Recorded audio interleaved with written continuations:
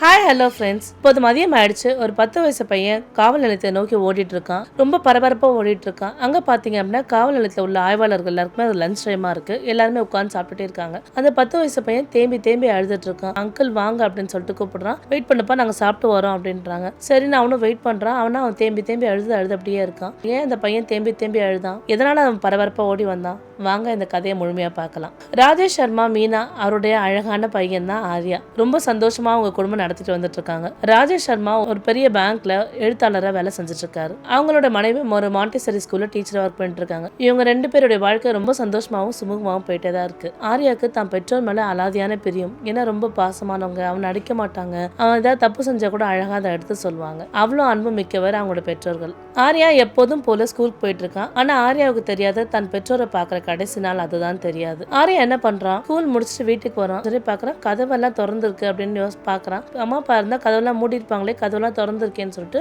ஒரு மாதிரி முகம் அதிர்ச்சியிலே உள்ள போய் பாக்குறான். உள்ள போய் பாத்தீங்க அப்படின்னா அவனுடைய தாய் தந்தையர் 2 பேருமே இறந்திருக்காங்க. அவன் அதை பார்த்த உடனே தேம்பி தேம்பி அழுதுட்டு இருக்கான். ஒண்ணுமே அவனுக்கு புரியவே இல்லை. இதை கண்ட உடனே தான் என்ன பண்றான்? உடனடியாக காவல் நிலையத்துக்கு சீக்கிரமா போறான். சீக்கிரமா போயிட்டு அங்க உள்ள ஆய்வாளர்கள் வர சொல்லி கூப்பிடுறான். அந்த ஆய்வாளர்கள் வராங்க. அக்கம் பக்கத்துல விசாரிக்கலான்னு பார்த்தா எல்லாருமே ஆஃபீஸ்க்கு போயிருக்காங்க. எல்லா இடத்துல ஏதாவது துப்பு கிடைக்கும்னு சொல்லிட்டு எல்லா இடத்துலயும் தேடி பாக்குறாங்க. ஆனா அவங்க தேடி பார்த்து எந்த ஒரு துப்புமே கிடைக்கல. ஒரே கன்ஃபியூஷனா இருக்கு போலீஸ்காரங்களுக்கு. என்னடா நம்ம இப்படி செய்யறோமே?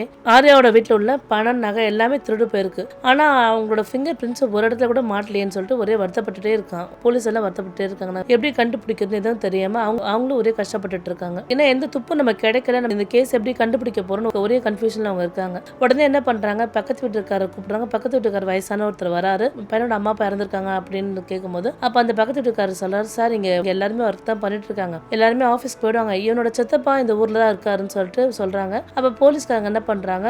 ஆர்யாவை அவங்க சித்தப்பா வீட்டுக்கு அனுப்பி விடுறாங்க. சித்தப்பா பேர் பிரவீன் சர்மா. பிரவீன் சர்மாவும் ஆர்யாவை ரொம்ப பாசமா கூட்டிட்டு போறாரு. ஏன்னா ஆர்யாவுக்கு வந்து அங்க இருக்கவே பிடிக்காது. ஏன்னா பிரவீனை பார்த்தா அவனுக்கு அந்த அளவுக்கு ஒரு ஈடுபாடு கிடையாது பிரவீன் மேல. ஆர்யாவுக்கு தான் அம்மா அப்பா மேல மட்டும் தான் ரொம்ப பெரிய ஈடுபாடு. ஆர்யா வந்து என்ன பண்றான்? பிரவீன் வந்து கூட்டிட்டு போறான். பிரவீன் கூட்டிட்டு போனோடனே என்ன பண்றாங்க? ஸ்கூலுக்கு போறான். ஸ்கூலுக்கு போனோடனே ஸ்கூல்ல இருந்து வந்துடுறான். வந்து தினமும் போலீஸ் ஸ்டேஷன் வரான். அங்கிள் இதை கண்டுபிடிச்சிங்களா, அதை கண்டுபிடிச்சிங்களான்னு சொல்லிட்டு தினமும் கேட்கறாங்க.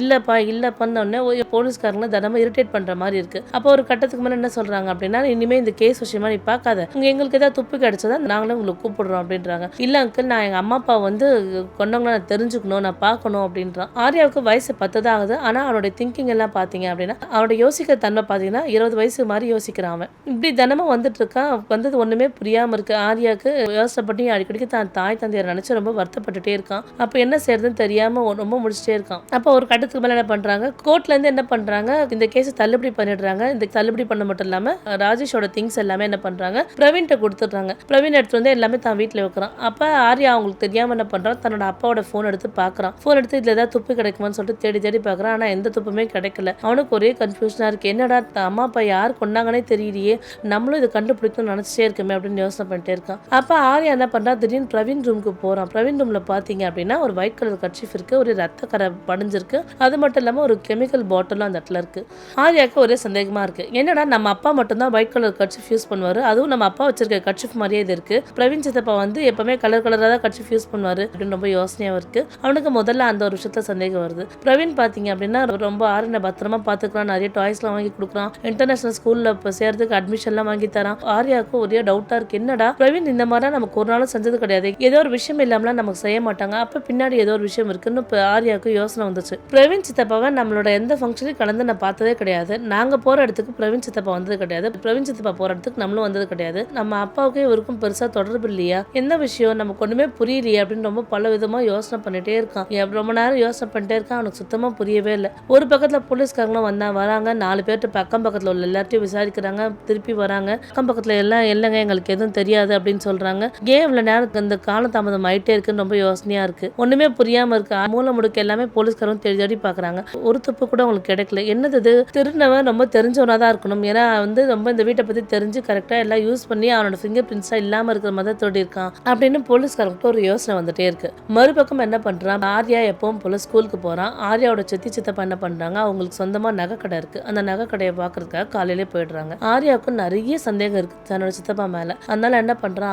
ஆர்யா கிட்ட இன்னொரு சாவி இருக்கு, அந்த வீட்டு சாவி. ஆர்யா ஸ்கூலுக்கு போற மாதிரி போயிட்டு மறுபடியும் வந்துட்டு அந்த வீட்டுக்கு வரான். வீட்டுக்கு வந்து சாவி திறந்து ஓபன் பண்ணி பாக்குறான். ஓபன் பண்ணி பார்த்து தன்னோட சித்தப்பா அறைக்கு போறான். பண்றான், சித்தப்பா அறைக்கு போயிட்டு தன்னோட சித்தப்போட அலமாரியில பாக்குறான். சித்தப்போட அலமாரியில பாத்தீங்கன்னா தன்னோட தாயோட மாங்கல்யம் இருக்கு, அதாவது ஆர்யா அம்மாவோட தாலி இருக்கு. அதை பார்த்த உடனே ஐயோ இவங்க தான் எங்க அம்மா அப்பா கொண்டிருக்காங்களா, இவங்க வீட்டுல நம்ம இருக்கோம்னு சொல்லிட்டு ஆர்யாவுக்கு ஒரே டென்ஷன். ஆர்யா என்ன பண்றான், அந்த மாங்கல்யத்தை எடுத்துட்டு உடனடியா போலீஸ் ஸ்டேஷன் போறான். நீங்க எங்க சித்தப்பாவை அரெஸ்ட் பண்ணுங்க, எங்க சித்தப்பா தான் எங்க அம்மா அப்பாவை கொண்டிருக்காங்க, நீங்க சீக்கிரமா அரெஸ்ட் பண்ணுங்க அப்படின்னு சொல்லிட்டு ஆர்யா சொல்றான். ஏன் பிரவீன் இந்த மாதிரி செஞ்சார் அப்படின்னு பாத்தீங்கன்னா, பிரவீனோட அப்பா என்ன பண்றாரு, தனக்கு 2 கோடி ரூபாய்க்கு சொத்து இருந்தது. தனக்கு 2 கோடி ரூபாய் சொத்து என்ன பண்ணிட்டாரு, ராஜேஷ்க்கு எழுதி வச்சாரு. ஏன் பிரவீனுக்கு எழுதலன்னா, பிரவீனுக்கு ஒரு நகைக்கடை இருக்கு, அவன் தினமும் வருமானம் தேடிட்டு வரான், ஒரு வருடத்துக்கு 2 கோடி ரூபாய் சம்பாதிக்கிறான், ரொம்ப கஷ்டப்படுறவன் ராஜேஷ் தான், அதனால தான் ராஜேஷ் நான் எழுதி வைக்கிறேன்னு சொல்லிட்டு ராஜேஷ்க்கு எழுதி வச்சாரு. ராஜேஷ் என்ன பண்றாரு, இல்லப்பா இந்த சொத்து எனக்கு எது வேண்டாம், நாங்க கஷ்டப்பட்டு உழைச்சிக்கிறோம், இந்த சொத்து வந்து ஆர்யாவுக்கு இருக்கட்டும்னு சொல்லிட்டு ராஜேஷ் என்ன பண்றாரு, ஆர்யாவுக்கு 18 வயசு முடிஞ்சதுக்கு அப்புறம் ஆர்யாவுக்கு சேர்ற மாதிரி ராஜேஷ் எழுதி வச்சிட்டாரு. இந்த கோவத்தால தான் பிரவீன் என்ன பண்றாரு, தன்னுடைய சொந்த அண்ணாணியே கொண்டுட்டாரு.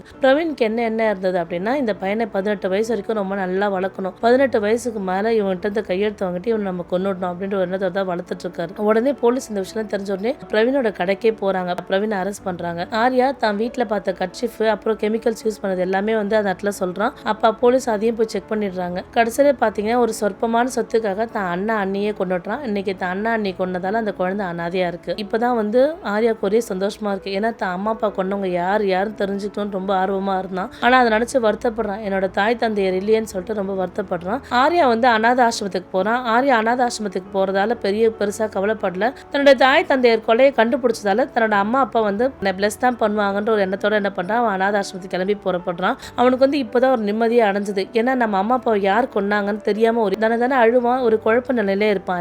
இப்பதான் அவனுக்கு மனசு திருப்தியா இருந்துச்சு. தன்னோட அம்மா அப்பா கொண்டவங்களை பிடிச்சு கொடுத்ததுக்கு அப்புறம் தான் அவன் ஒரு பெருமூச்சு விட்டான். ஒரு கேவலமான சொற்ப ஆசைக்காக தன்னோட சொந்த அண்ணா அண்ணியே கொண்டுட்டாரு பிரவீன். ஒரு நிமிஷம் இரு, இதை நான் சொல்லிடுறேன். உறவினர்களிடம் எப்போதுமே மரியாதையான எல்லைகளை வகுத்து கொண்டு முதிர்ச்சியுடனும் அன்பாகவும் நடந்து கொள்ள வேண்டும். தேவையற்ற வாக்குவாதங்களை தவிர்த்து உங்க மன அமைதிக்கு முன்னுரிமை அளிப்பது அவசியம். முக்கியமா எல்லைகளை வகுத்து கொள்ளுங்க. உங்களிடம் தனிப்பட்ட விஷயங்கள்ல சொத்து, வருமானம், திருமணம் போன்றவை அவர்கள் தலையிடுவதற்கு நாகரிகமான முறையில வரம்புகளை ஏற்படுத்துங்க. மரியாதையை கடைபிடிக்கவும். கருத்து வேறுபாடுகள் இருந்தாலும் நேரில் சந்திக்கும் போது அன்பாக பேசி பெரியவர்களுக்கு உரிய மரியாதை கொடுங்க. பிடிக்கவில்லை என்றா ஒதுங்கி சென்றுடுங்க. குடும்ப ரகசியங்கள் அல்லது உங்களின் பலவீனமான விஷயங்களை பகிர்வதை தவிர்ப்பது நல்லது. பொதுவான விஷயங்களை பேசி உறவை பேணுங்க. அமைதி காக்கவும். சில தேவையில்லாம குறை கூறலாம் அல்லது வம்புக்கு இழுக்கலாம். அப்படிப்பட்ட நேரங்கள்ல பொறுமை காத்து சிரித்தபடியே அந்த இடத்தை விட்டு நகர்ந்து விடுங்க. மன்னிப்பு மற்றும் விலகல். உங்களை மிகவும் மன உளைச்சலுக்கு ஆளாக்கும் உறவினர்களிடம் மன்னிப்பு கேட்டுவிட்டு ஒரு குறிப்பிட்ட தூரத்தை கடைபிடிப்பதில் தவறில்லை. மீண்டும் மீண்டும் பிரச்சனை இருந்தா உறவினர்களை அழைத்து அதற்கு ஒரு தீர்வு காணுங்க. இந்த சொற்பமான ஆசைக்காக தான் இப்ப ஜெயில் தண்டனை பிரவீன் அனுபவிச்சுட்டு இருக்காரு. மீண்டும் வேற ஒரு நல்ல கதையில் சந்திக்கிறேன். நன்றி, வணக்கம்.